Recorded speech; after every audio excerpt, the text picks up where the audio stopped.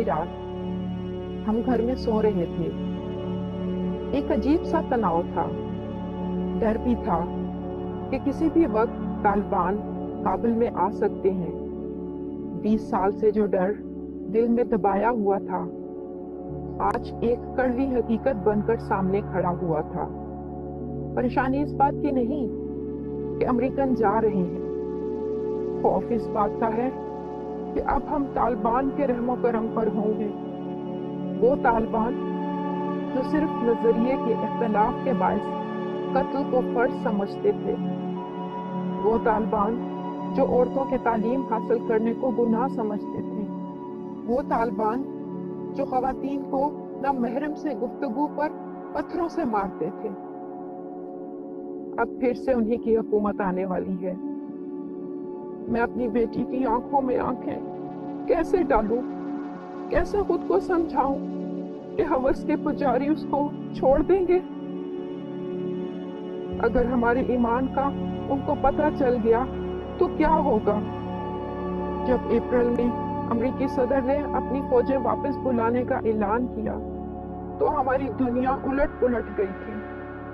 کچھ سمجھ نہیں آ رہا تھا اور محسوس ہوتا تھا کہ ایک خوفناک رات کا آغاز ہونے کو ہے، اور آج لگتا ہے کہ یہ رات ہمارے خاتمے کے بعد ہی ختم ہوگی۔ کچھ سمجھ نہیں آ رہی تھی، کیا ہم سب کچھ چھوڑ کر بھاگ جائیں یا ادھر ہی رہیں؟ مگر بھاگ کر جائیں گے کہاں؟ اور اگر یہی رہے تو ہمارا بنے گا کیا؟ موت کا سایہ بھاگنے پر بھی پیچھا کرے گا، اور اگر ادھر ہی رہیں گے تو بھی سر پر منڈلاتا رہے گا۔ جب میں جانے کا سوچتی ہوں تو وہ بم دھماکہ یاد آ جاتا ہے۔ اس دن جب بم پھٹا تو ہمارے گھر کی دیواریں لرز اٹھی تھیں۔ یوں معلوم ہوتا تھا کہ روح ابھی جسم کو چھوڑ جائے گی۔ روتے ہوئے بچوں کو چپ کروانا ناممکن تھا۔ ان کی آنکھیں خوف سے بھر گئی تھی۔ زیادتی کی تھی ان نازک جانوں کے ساتھ۔ ان کی آوازوں سے کوئی گھر نہ آ جائے۔ وہ دھماکے تھے بہت شدید۔ 13 فوجیوں اور 160 سے زائد افغانیوں نے اپنی جانیں کھو دی تھی۔ بس وہ بم دھماکے سے زیادہ بلکہ خطرے کی گھنٹی تھی کہ اگر ملک چھوڑنے کی کوشش کرو گے تو زندہ نہیں جا پاؤ گے۔ ڈر لگتا ہے کہ ان لوگوں کے آنے سے پہلے کہیں بھوک ہی نہ ہمیں مار دے۔ 3 روز سے ایک ہی دال کی کٹوری پہ میرا پورا خاندان گزارا کر رہا ہے۔ اب سمجھ نہیں آ رہی کہ کل کیا کھائیں گے، کیونکہ دال بھی ختم ہونے کو ہے۔ لیکن پڑوس والوں کے تو بچے بھی بہت چھوٹے ہیں، پتہ نہیں کہ وہ چھوٹو کا دودھ کہاں سے پورا کریں گے۔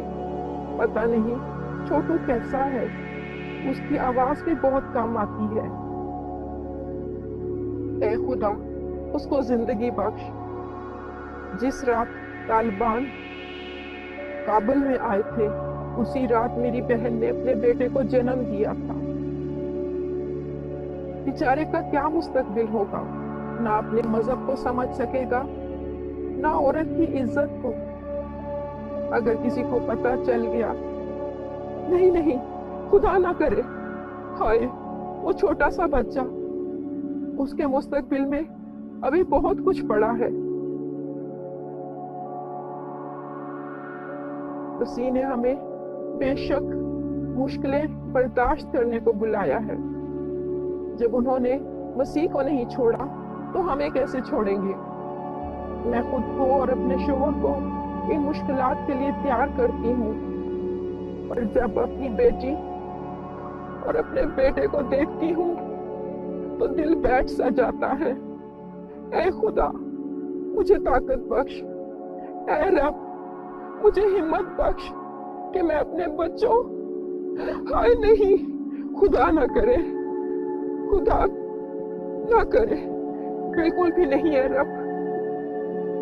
طالبان گھر گھر ڈھونڈ رہے ہیں، लोगों की छोटी छोटी बच्चियों से शादियां कर रहे हैं और पता नहीं उन्हें किसने ईमानदारों के बारे में बता दिया है।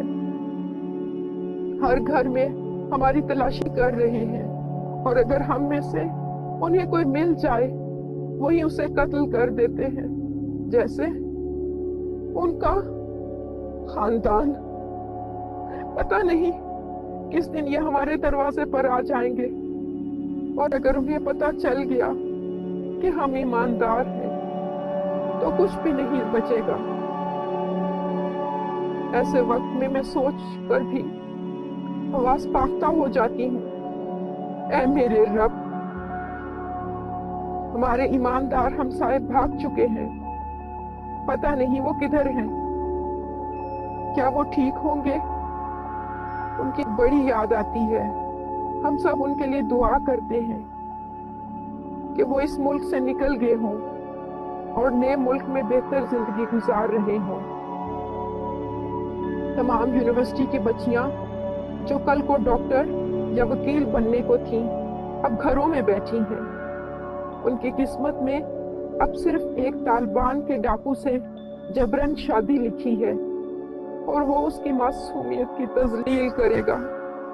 सारी उम्र उस बच्ची के साथ ज्यादती करेगा और फिर एक दिन किसी गोली का शिकार बनकर उस बच्ची को और उसकी औलाद को दुनिया के सहारे छोड़ जाएगा। ये बच्ची खुद अपनी ख्वाहिशों का गला घोंट देगी और एक लाश की तरह अपनी पूरी जिंदगी बसर करेगी। ऐ रब, इनको इन जानवरों से बचा ले। उनकी आंखों में जो बेहतर जिंदगी की उम्मीद है उसको बुझने ना दे।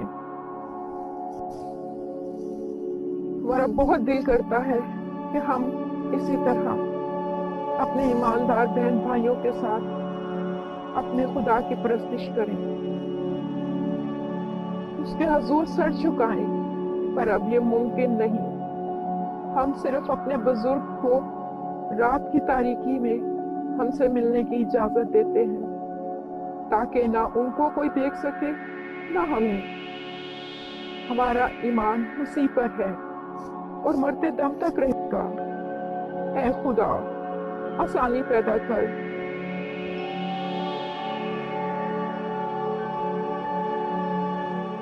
जो कहानी इस मुल्क से बाहर पहुंचती है और जो हमारी हकीकत है उसमें खासा तजाद है।